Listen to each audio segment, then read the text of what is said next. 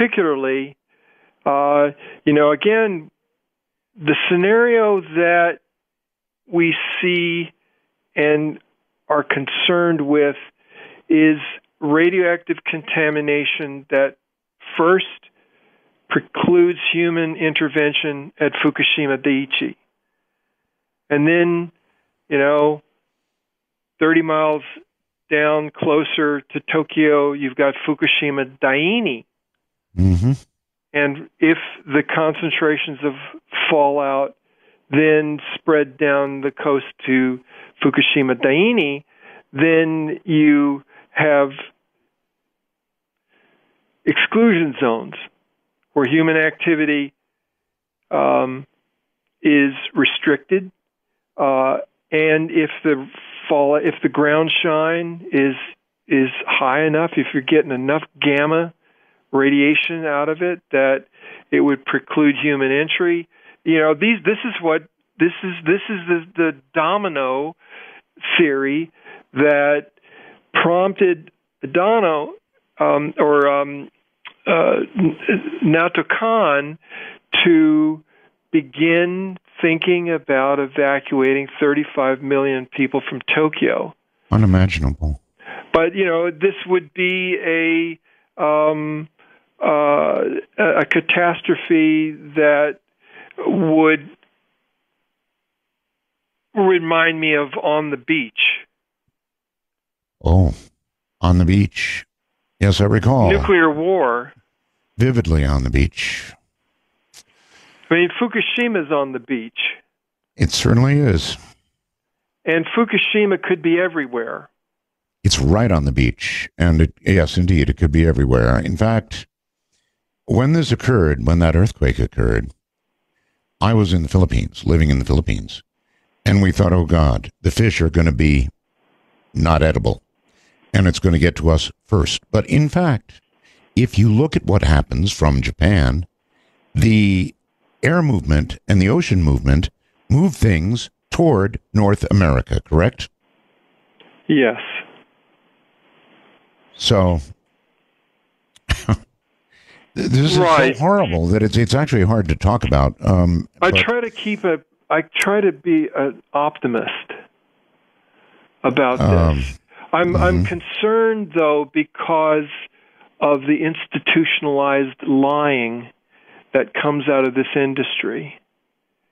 Let's talk about that a little bit, Paul, because if you look back at Chernobyl, you look at 3 Mile Island, you look at any nuclear accident that has occurred, it is always surrounded by almost like a dome of lies that go around any nuclear incident. Why is that?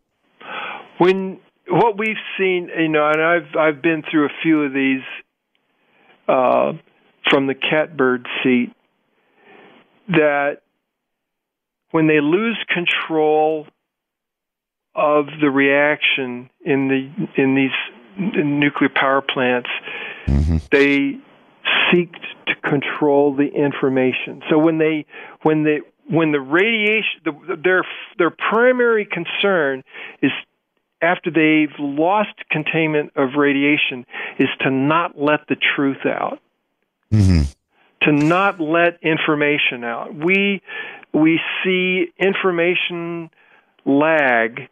3 Mile Island, March 28th, 1979. The plant experiences loss of coolant, core damage.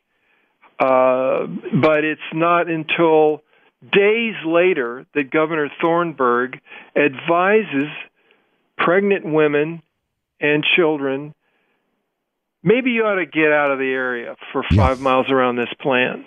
And it prompted spontaneous evacuations of hospitals, staff, doctors, X-ray technicians, 25 miles away. They spontaneously evacuated on an advisory for children and pregnant women to leave. But that didn't come until days later. Following the Chernobyl accident, it wasn't the Soviet Union that notified the world. It was a Swedish nuclear power plant that picked up a radioactive cloud that registered on its radiological monitoring equipment. But it didn't. They knew, and they were sophisticated enough to know that it wasn't their radioactive signature, and so they traced it back, and finally, the truth came out. But Moscow let the May Day parades proceed in the open streets of Kiev to hold back the truth of the explosion and meltdown that was and is today poisoning the Dnieper River that runs right through Kiev.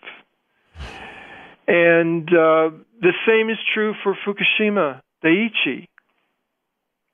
The information, we can't tell if they're simply inept or if it's deliberate obfuscation.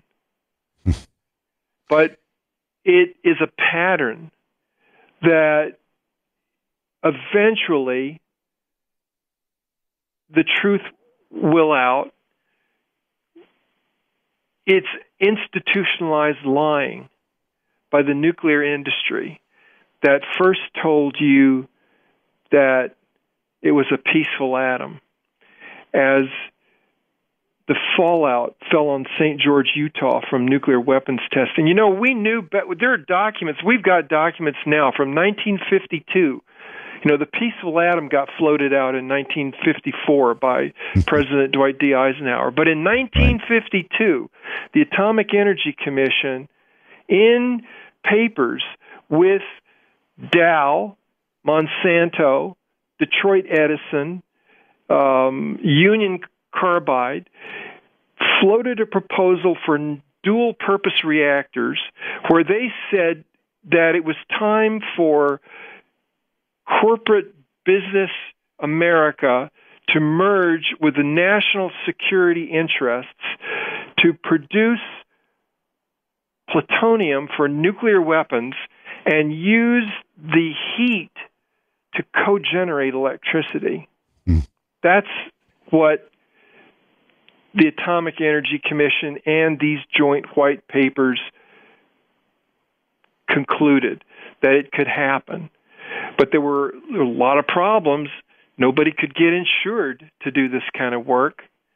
So they had to concoct the Price-Anderson Act to make the taxpayer liable for if that impossible accident were to happen. But it certainly wasn't so impossible that not one reactor would have been constructed had not they received assurance that they would not be liable for the catastrophe.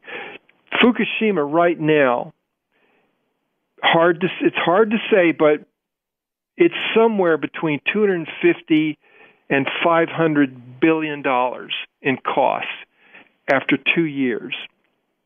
Wow. Chernobyl, again, Chernobyl's on the proportions of about $600 billion after 26 years. And so, but the Fukushima accident is still accelerating.